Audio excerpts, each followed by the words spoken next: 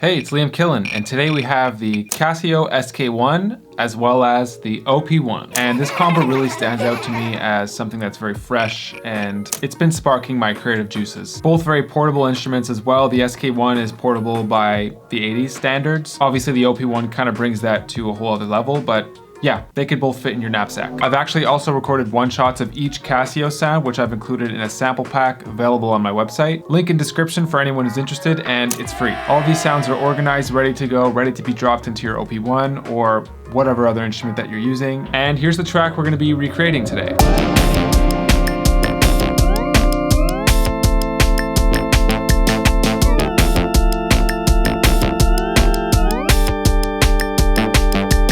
For those of you who don't know, I have a bunch of other OP1 / Teenage Engineering content throughout my channel. I'll leave a link to that up above, and once again, description. One last thing before we get started, I'm also planning a sponsored giveaway with Teenage Engineering, which I'm really excited about. We're actually still in contact right now, and we're working out the details, so more on that soon. Okay, the beat.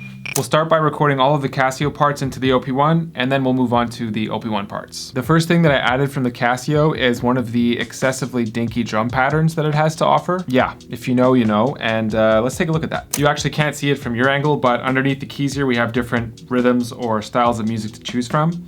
So disco, rock, pops, march, samba, bossa nova. Let's just go with rock to start with, see what that is.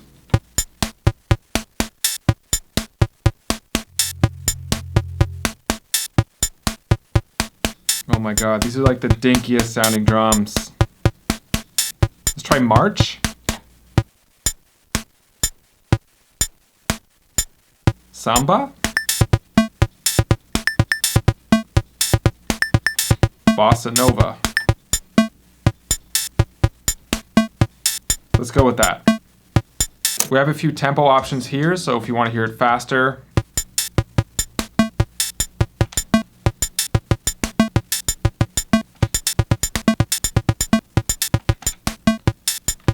yeah, let's go with that. You can't choose specific tempos with the SK1. You're kind of at the mercy of specific tempo options. I found out that this tempo here is 165 BPM. I also can't really seem to stop this pattern from sounding, so I've just been using the volume knob. Let's try to sync this pattern up into the OP1. I'm on track 1. Tempo, I'm gonna turn the click on just so we could kind of follow this.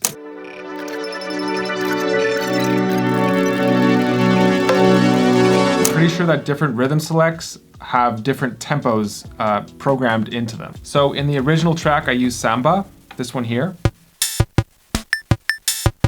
which does sync up with 165 BPM. So if you're using other patterns, you're just gonna have to figure out what tempo they are. Definitely a little bit annoying, but I guess that's just what you have to deal with this instrument. You're at its mercy. Okay, I'm all synced up. We are ready to record.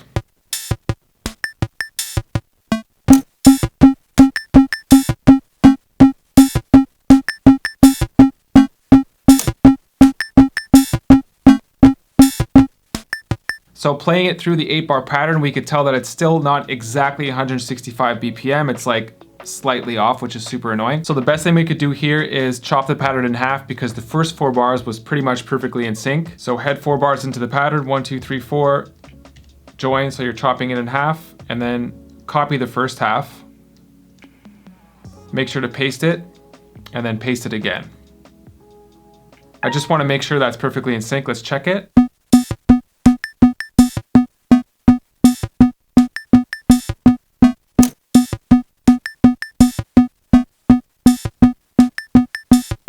Okay, great. So that's the best we could do given these circumstances. Like I said, in certain instances, you're kind of at the mercy of the Casio SK1. It is what it is. So we've occupied track 1, that's all done.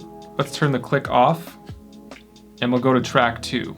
Let's stick to pipe organ. This is what I used in the original track, and there's a few other things we could do with it. So vibrato.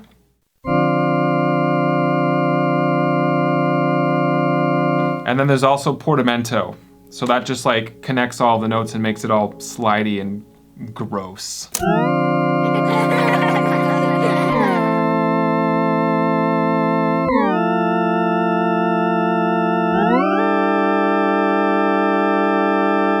Let's record it. I'm actually gonna give myself a little count in so I can play the chords in time. And also I'm gonna turn the click on so I could hear that count in. Here we go.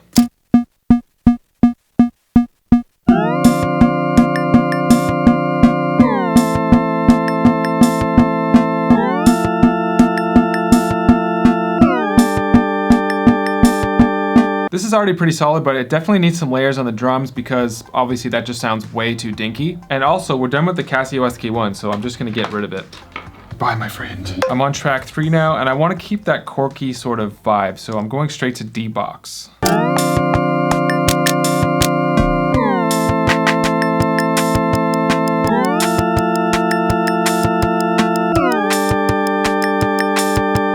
Let's maybe add an effects to this one. I'm gonna cut some of those highs with nitro.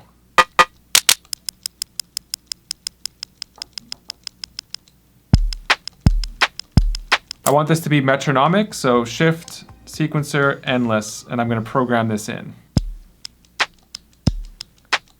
Easy.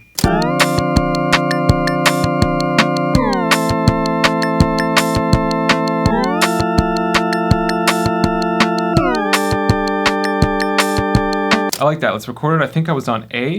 Here we go.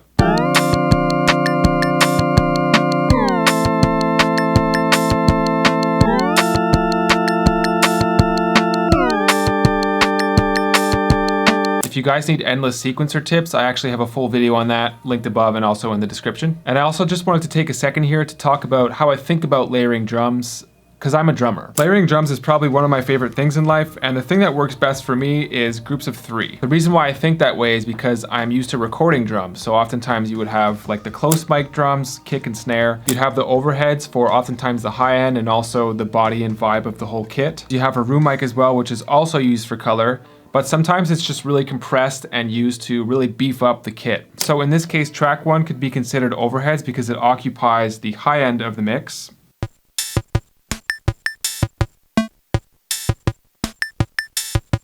Track 3 you might consider as like the close mic drums. They have a bit more punch.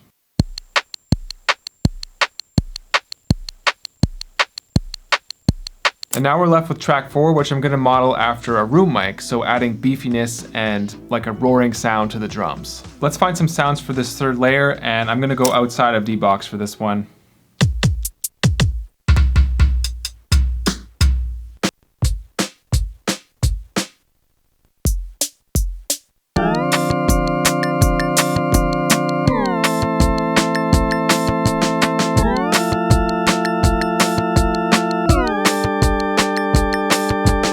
Yeah, that fits. We're most likely gonna pitch it up after using endless. The tough part is gonna be programming this into endless though, because it's quite a long, intricate pattern. Bear with me here.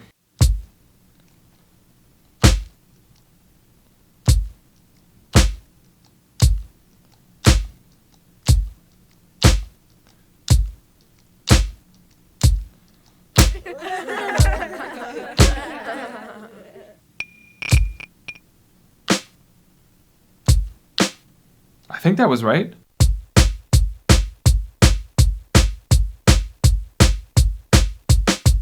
Awesome. Let's try that with the whole beat.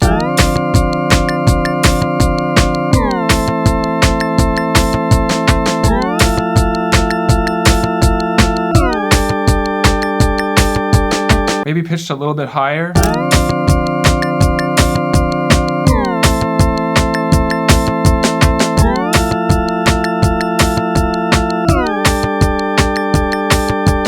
Yeah, let's record that. So once again, make sure you're on the right track, track 4. Here we go.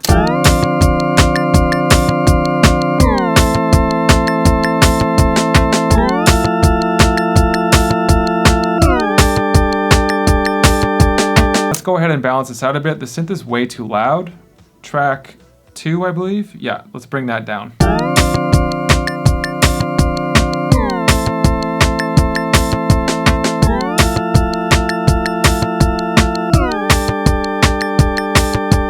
The last element of the track that I added is bass, if you could even call it that.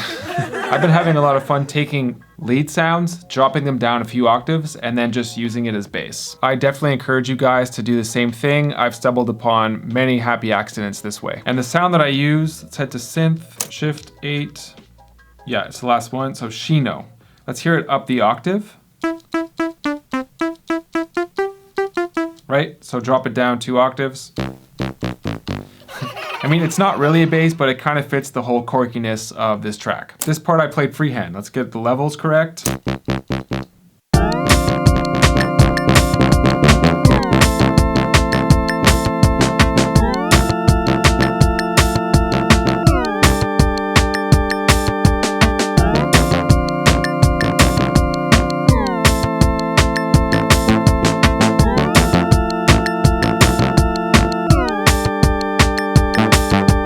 I think that's enough for you guys to absorb for today. This concludes the pairing of the OP1 as well as the Casio SK1. If you guys are into this combo and want to see it again, or are interested in seeing any other combo, definitely let me know in the comments. If you missed it from the beginning of the video, I've made a sample pack of all the Casio sounds, which you could easily just drop into your OP1 or use any way that you want. Nab it. It's free. Thank you guys so much for watching, and I'll see you in the next one. We're gonna go out on the original performance of this track in 3, 2, 1.